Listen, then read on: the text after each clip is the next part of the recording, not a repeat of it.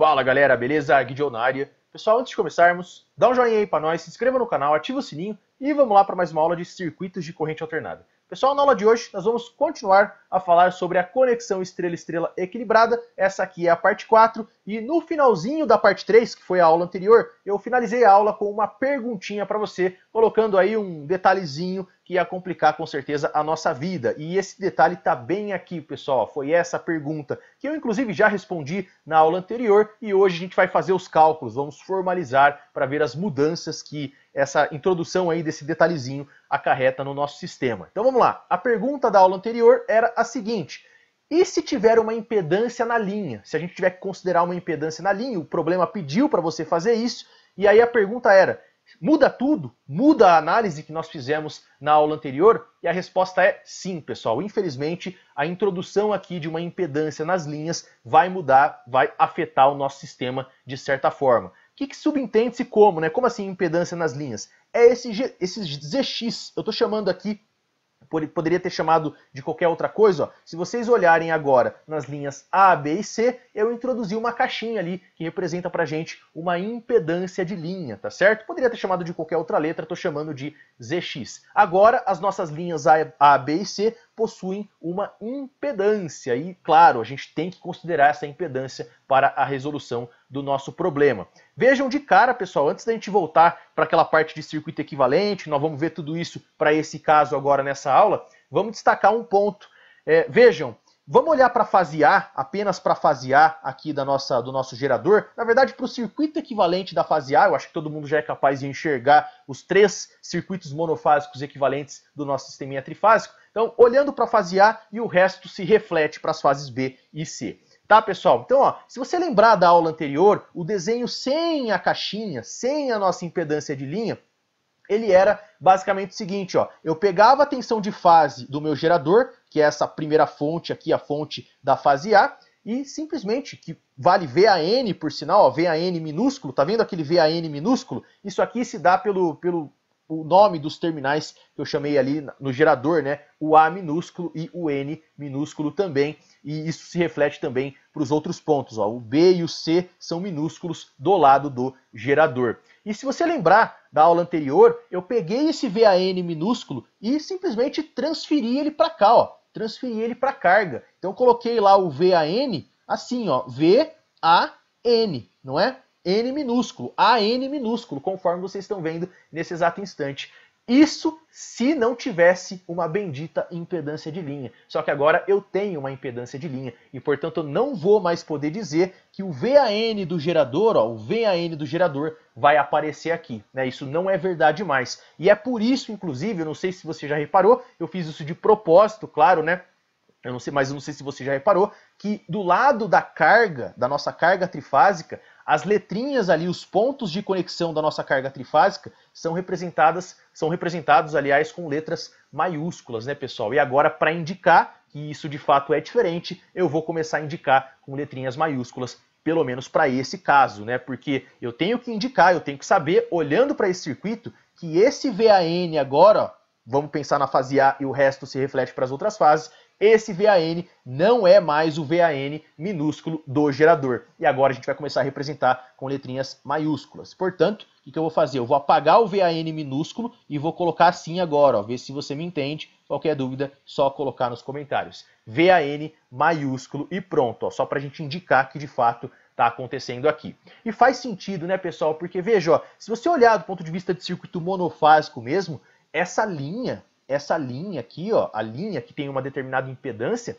ela vai ter uma diferença de potencial, não vai? Óbvio, né? Porque, veja, é uma impedância, por ela tá passando uma corrente, então vai gerar aqui na nossa linha, ou melhor, na impedância de linha, uma determinada diferença de potencial. Tal que essa diferença de potencial da linha, eu posso chamá-la de Vx, por exemplo, mais o VAN maiúsculo, pelo menos nesse caso, nesse cenário que nós estamos analisando, tem que dar a tensão VAN minúsculo do gerador. Né? A soma das tensões em um caminho fechado, é aquela ideia clara da lei de Kirchhoff das tensões, tem que ser tem que ser nula, né? O somatório das tensões em um caminho fechado é igual a zero, ou, se você preferir, você pode dizer que o Vx, por exemplo, né, a tensão na impedância de linha somada com a impedância na carga, aqui, pelo menos na primeira impedância da carga, esse VAN tem que dar igual a tensão da fonte ali, que é o VAN minúsculo. Tá bom? Eu sei que é muita coisa, mas vamos lá, pessoal, vamos formalizar. O assunto não é dos mais agradáveis. E como é que ficam os 3 circuitos equivalentes, que é o que nós vamos começar a estudar agora, pelo menos para esclarecer mais vossas cabecinhas. Vamos lá, eu tenho os 3 circuitos equivalentes e o que muda da aula anterior? Muda que agora eu introduzi o ZX, a impedância da minha linha nos 3 circuitos, e o procedimento de cálculo ele é praticamente o mesmo, do ponto de vista de análise de circuitos, é exatamente a mesma ideia que nós fizemos na aula anterior, só que agora eu tenho que introduzir o ZX no meu cálculo, que é a impedância das linhas. Vamos lá, pessoal, eu vou fazer agora para a fase A, e aí a mesma coisa se reflete, como sempre, aí estou falando várias vezes, para as fases B e C. Então, olhando para esse circuito, o que a gente vai fazer? Ó, no circuito monofásico equivalente da fase A, envolvendo o VAN, eu vou colocar na impedância da minha carga aqui agora, ó, a impedância da carga, né? Eu vou colocar a tensão VAN maiúsculo, ó, VAN maiúsculo. E a mesma coisa se reflete para os outros circuitos, mais uma vez, né? Lá no VBN, no circuito da fase B, vai aparecer um VBN, né, maiúsculo também, e no circuito da fase C vai aparecer um VCN maiúsculo da mesma, é só você seguir o mesmo padrão.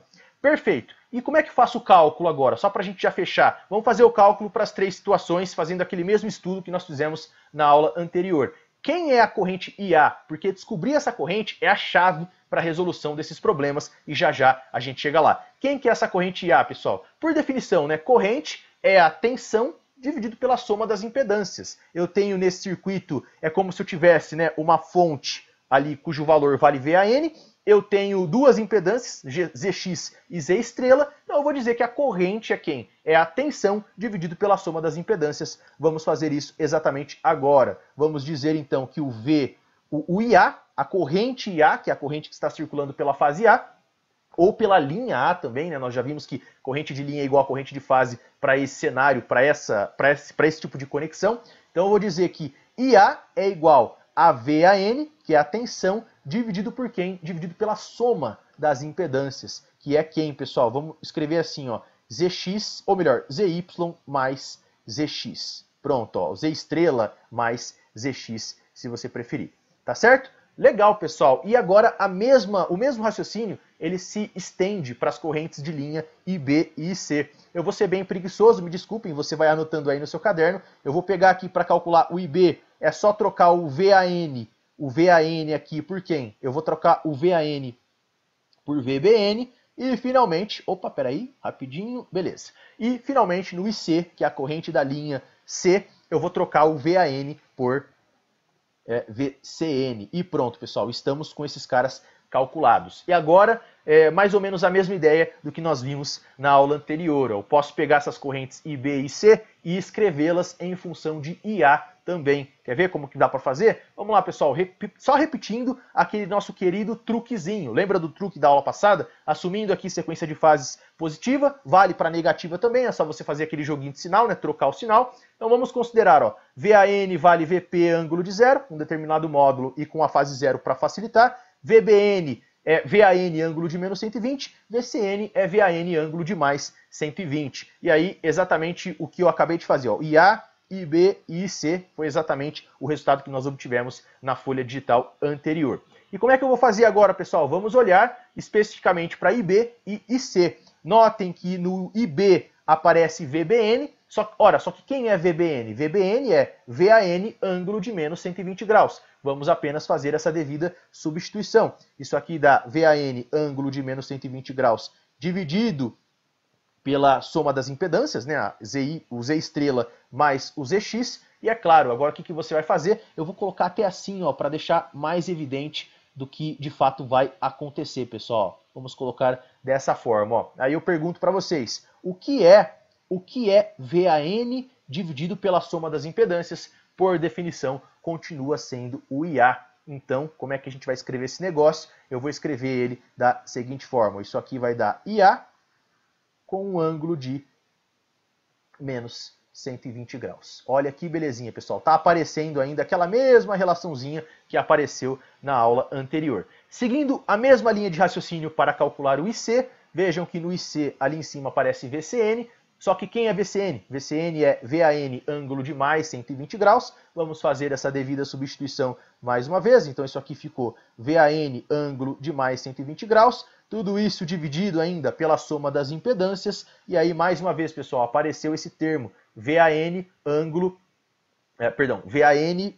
Opa, peraí, beleza. VAN dividido pela soma das impedâncias, né, Z estrela mais ZX, e isso aqui, por definição, quem que é? Esse cara é o IA. Se você olhar ali em cima, ó, é o IA, exatamente. VAN dividido pela soma das impedâncias. A mesma coisa, né, pessoal? O mesmo raciocínio, não muda muita coisa, não. Então, isso aqui, como é que ficou? O IC ficou IA. Vamos escrevê-lo mais uma vez, ó. Então, isso aqui ficou IA com um ângulo de mais 120 graus. Aí, ficou um pouquinho apertado, mas acho que dá para entender, né, galera? Deixa eu acertar o zero aqui, que tá difícil. Pronto, agora dá para entender. IA, ângulo de mais 120 graus. Perfeito? Legal, pessoal. Essa é a análise-chave do ponto de vista das correntes, fazendo a análise para os circuitos monofásicos equivalentes. Agora, como é que ficam as tensões de linha e de fase? Porque, não sei se você reparou ou não, agora nós temos que analisar sob dois pontos de vista. Nós podemos analisar sob o ponto de vista da fonte, né? Porque a fonte, ó, se você olhar bem, se você observar, a fonte está numa ligação estrela, ou Y, se você preferir.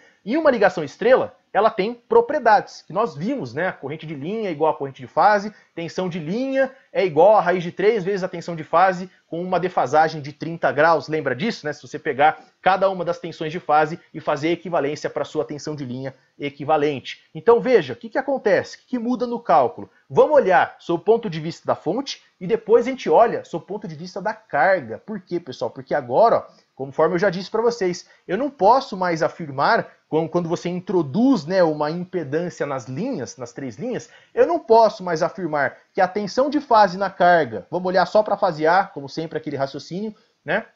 Eu não posso mais afirmar que a tensão de fase na fase A, vamos pensar aí, ó, esse cara é o VAN minúsculo, agora vai aparecer nesse cara o VAN maiúsculo, né, seguindo aí as nossas letrinhas maiúsculas do lado da carga, e também isso vai se refletir para as tensões de linha na carga. Ó. Agora, eu não posso mais afirmar que essa tensão de linha na carga, tá vendo? Ó, VAB que eu desenhei aí para vocês, esse cara não é mais o VAB, não é mais o VAB minúsculo, né, pessoal? Porque tem a introdução das nossas duas impedâncias da linha. Agora esse cara aí vai ser quem? Vai ser um VAB maiúsculo, né, pessoal? Então a gente vai estabelecer essas devidas relações a partir de agora. E lembrem-se, ó, mais uma vez, isso não afeta as propriedades de uma ligação estrela, e nós vamos usar isso com certeza, mas daqui a pouco a gente chega lá.